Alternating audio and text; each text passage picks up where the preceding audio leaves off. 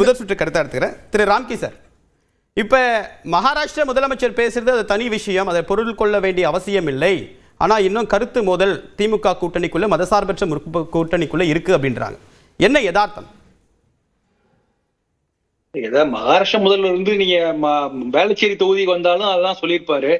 நீங்க எங்க அசோக் அவர்களுக்கு ஓட்டு ரெட்டலை சின்னத்தில் நிற்கும் அசோக் ஓட்டு போட்டீங்கன்னா இங்க வரும்னு சொல்லியிருப்பாரு. அந்தந்த தொகுதிக்கு போகும்போது பிரச்சாரம் பண்ணும்போது பேசுறதுதான் அது. பட்னாவிஸ் ஒரு பாஜக தலைவர், அவரை அதை சொல்றதுல எல்லா கட்சியும் அதான் சொல்லிப்பாங்க, எங்க கட்சிக்கு ஓட்டு போட்டீங்கன்னா நாங்க செய்வோம்னு சொல்லுவாங்க.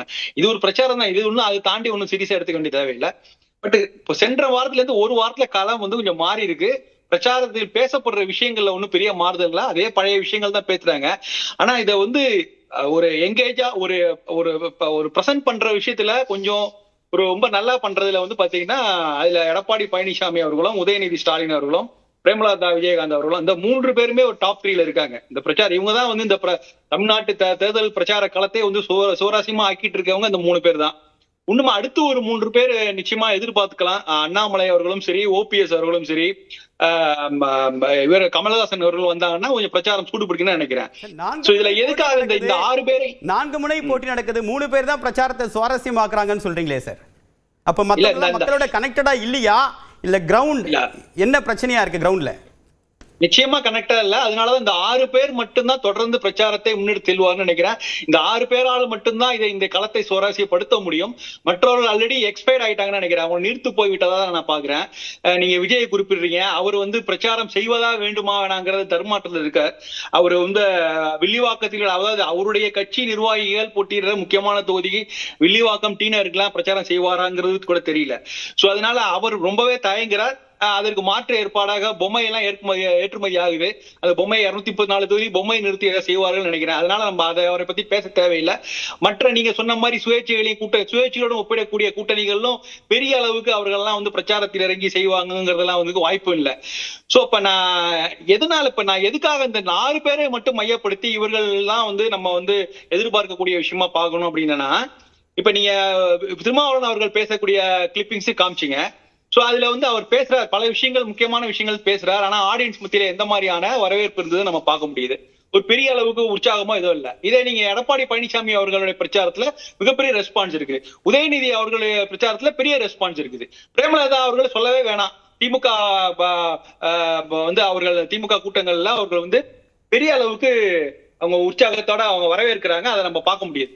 சோ அப்படி இருக்கும்போது நீங்கள் எதை முன்னிலைப்படுத்துவது அப்படிங்கிறது ரொம்ப முக்கியமான விஷயம். இதுவரைக்கும் திருமாவளவன் அவர்களும் சரி, மற்ற திமுக கூட்டணி தலைவர்கள் எல்லாம் பிரதானப்படுத்துவது பாஜக எதிர்ப்பு, கடந்த காலத்தில் பேசப்படுற விஷயங்கள் தான். நீங்க பிரேமலதா அவர்கள் பேசுறது அது கிடையாது.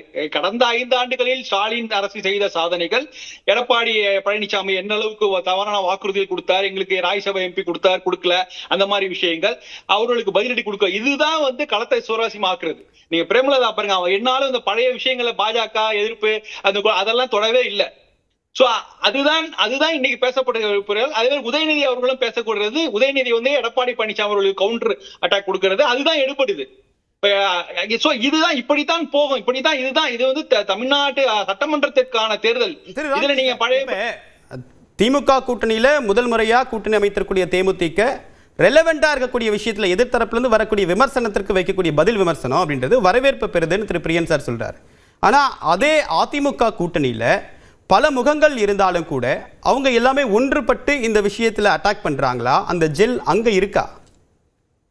இல்ல, அது தேவையில்லை. நான் தான் சொல்றேன். இப்ப நீங்க 4 பேர் சொல்லும்போது பெரும்பாலானவர்கள் நிறைய பேர் திமுக கூட்டணி தலைவர்களால தான் சொல்றேன் நான்.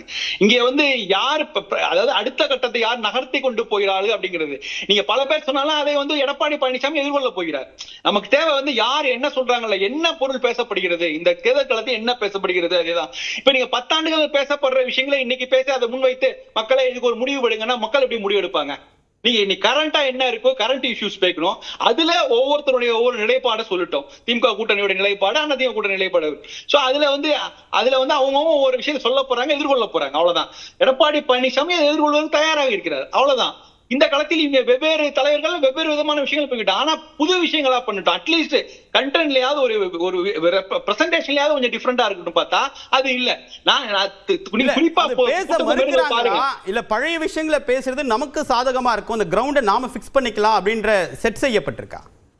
இல்ல அது செட்டிங் கிடையாது ஆக்சுவலா. இதுல என்னன்னா இயல்பாக எழுது, நீங்க ஒப்பிட்டு பாருங்க, உங்க விஷுவல்ஸ் எடுத்து பாருங்க.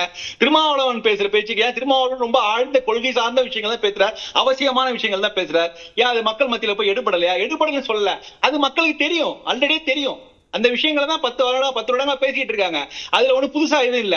ஆனா பிரேமலதா அவர்கள் பேச வேண்டிய விஷயங்கள் என்னன்னு பாருங்க, அதுதான் பார்க்கணும். அதாவது நீங்க மற்ற இடதுசாரிகள், விடுதலை சிறுத்தைகள், காங்கிரஸ் கூட்டணி கட்சிகள் பேசுற பிரச்சாரத்தை விட பிரேமலதா, ஓபிஎஸ், கமலஹாசன் பேசினாங்கன்னா அதுக்கு கூடுதல் வெயிட்டேஜ். காரணம் என்னன்னா, சென்ற 5 ஆண்டுகளுக்கு முன்னாடி நாங்க கூட கூட்டணி இல்ல, அவங்களுடைய பெர்ஃபார்மன்ஸ் பார்த்திருக்கேன். ஸ்டாலின் அவர்கள் டெலிவரி பண்ணிருக்கார். இன்னைக்கு நாங்க அதனால அதை பார்த்து விட்டு தான் அந்த கூட்டணி இணைந்திருக்கிறோம், அவரை முழுமனதாக நம்புகிறோம், அவர் டெலிவரி பண்ணுவார் அப்படின்னு ஒரு அஷூரன்ஸ் கொடுக்கும்போது அதுக்கு கூடுதல் வெயிட்டேஜ். இதைத்தான் ஆடியன்ஸ் கவனிக்கிறேன். சோ இந்த இதுக்கு தான் வெயிட்டேஜ் அதிகம். சோ அவர்கள் முன்வைக்கிற விஷயங்கள், அதுக்கு எடப்பாடி பழனிசாமி கொடுக்கிற பதிலடிகள், இதுதான் ரொம்ப முக்கியம். வழியா பழையபடி நீங்க பாஜக என்ன செய்யுது, பட்னாவிஸ் என்ன சொன்னார், அதெல்லாம் இந்த தேர்தலில் இன்சிக்னிபிகன்ட், அதெல்லாம் பெரிய அளவு வாக்காளர்கள் மத்தியில பெரிய மாற்றத்தை ஏற்படுத்தாது. வாக்காளர்கள் திரும்ப திரும்ப திரும்ப பேசி சலித்து போன விஷயங்களை எப்படி வாக்காளர் ஏற்றுக்கொள்வான்? இன்னைக்கான விஷயங்களை தொட்டு பேசணும்ல, அது குறைந்தபட்சம் ஒரு பெர்சன்டேஜ்ல அது மூணாவது மாத்தி பாக்கணும்ல. சரி, நீங்க இது எப்படியே நடக்க போகுது, நீங்க அடுத்து வர ஒரு வாரம் இப்படிதான் இருக்க போகுது. சார், திரு பிரியன் சார், சப்ஜெக்ட் ரொம்ப இரலவெண்டா இருக்கு. ஆனா அதே நேரத்தில் நெருங்க தேர்தல் தேதி நெருங்க கோபமும் வார்த்தை பிரயோகமும் ரொம்ப ஆக்ரோஷத்தை வெளிப்படுத்தக்கூடிய வகையில் இருக்கு அப்படின்ற 2 கருத்துக்கள் இருக்கு. உங்களுடைய பார்வை என்ன? இல்லை, இதில் நீங்கள் இந்த சப்ஜெக்டில் வந்து இபிஎஸ்க்கும் ஸ்டாலினுக்கும் உள்ள அந்த பேச்சு, ஸ்டாலினோட பேச்சில் ஒரு டெம்ப்ளேட் இருக்குது. ஒரு இடத்துக்கு போனார்னா அந்த இடத்துல இருக்கிற அந்த இடத்தோட சிறப்புகள், அந்த திமுக தலைவர்கள், அப்புறம் அதுக்கப்புறம் ஆரம்பித்து அந்த வேட்பாளர் அறிமுகப்படுத்துறது, அப்புறம் இந்த கவர்மெண்ட் எப்படி பர்ஃபார்ம் பண்ணிட்டு, இதுக்கு இது பாஜக கவர்மெண்ட் எப்படிலாம் இடைஞ்சல் பண்ணாங்க, அப்புறம் நாங்கள் என்ன ப்ராமிஸ் பண்ணியிருக்கோம் அப்படின்னு சொல்லிட்டு அந்த டெம்ப்ளேட், அந்த எல்லா இடத்துலையும் அப்படி தான் அந்த டெம்ப்ளேட் தான் இருக்கிறத பார்க்குறோம். முக்கியமாக அவர் வைக்கிறதுனா கொள்கை ரீதியான விஷயங்கள் தான் வைக்கிறார். மத்திய அரசு நிதி கொடுக்காத விஷயங்கள், அப்புறம் இப்போ சிறுபான்மையோர் தொண்டு நிறுவனங்களுக்கு நிதி வராமல் தடுக்கிற ஒரு மசோதாக்கள், அப்புறம் அந்த மும்மொழி திட்டத்தை கொண்டாடுறது சிபிஎஸ்சி ஸ்கூல்ஸில், இதுக்கெல்லாம் எடப்பாடி பழனிசாமிகிட்ட பதில் கிடையாது. இதெல்லாம் அவர் ஸ்டாலின் எழுப்புற எந்த இதுக்கெல்லாம் எடப்பாடிகிட்ட அவர் வைக்கிற விஷயங்கள் வேறு. பெண்களுக்கு பாதுகாப்பு இல்லை, போதை மருந்து, சொன்ன வாக்குறுதி நிறைவேற்றலை, கடன் அதிகமாக போச்சு, திவாலாயிடும். இந்த கடன் விஷயமே உண்மையிலேயே ஒரு முதல்வர் 4 வருஷமாக இருந்திருக்கார். இந்த கடன் 52 லட்சம் கோடி கடன் மத்திய அரசுக்கு இன்றைக்கி 200 லட்சம் கோடி கடனாக மாறி இருக்கு. அது எங்கேருந்து வந்து எப்படி வந்தது? அது யாராவது கேட்குறாங்களா? யாரும் கேட்கறதில்ல. நம்மளை விட மகாராஷ்டிரா அதிகமான கடன் வாங்கியிருக்கான், அதை பற்றி யாராவது கேட்குறாங்களா? கடன் வாங்குறதுன்றது ஒரு part of the government sir. அது வந்து ரிசர்வ் பேங்க் பர்மிட் பண்ண தான் கடன் வாங்க முடியும். திருப்பி செலுத்துகிற சக்தி கவர்மெண்ட்டுக்கு இருந்தால் தான் அவன் பர்மிஷன் கொடுப்பான். அவன் அதை விட்டுட்டு ஏதோ நம்ம பக்கத்து வீட்டில் கடன் வாங்குறது, நம்ம கடன் வாங்குறது மாதிரி கவர்மெண்ட் கடன் வாங்கிடுச்சு. பியூஷ் கோயலும் அதுதான் பேசுகிறாருன்னு வேடிக்கையாக இருக்குது. கடன் வாங்காத எந்த கவர்மெண்ட்டும் கிடையாது. அனுமதிக்கப்பட்டதை விட 50% அதிகமாக அருணாச்சல் பிரதேஷ் கடன் வாங்கியிருக்கான் சார். இதுக்கு என்ன சொல்கிறீங்க நீங்கள்? இது வந்து மக்களை வந்து, பாமர மக்களை வந்து திசை திருப்புற ஒரு விஷயம். இந்த கடன் விஷயன்றது யார் வந்தாலும் கடன் வாங்கி தான் தருவாங்க. அந்த லிமிட்டுக்குள்ளே உங்கள் ஜிடிபி இன்றைக்கி 18 லட்சத்துலேருந்து 31 லட்சம் ஆயிருக்கு சார். திமுக ஆட்சியில் 31 லட்சம் ஆயிருக்கு ஜிடிபி, ஸ்டேட் ஜிடிபி. அது எப்படி ஆச்சு 18லேருந்து 31 லட்சம்? அது பார்க்கணும்ல. நீங்கள் தனிநபர் வருமானம் உயர்ந்திருக்கு இந்தியாவிலேயே. ஸ்டேட் கவர்மெண்ட்லாம் இந்த தமிழ்நாடு தான் உயர்ந்திருக்கு.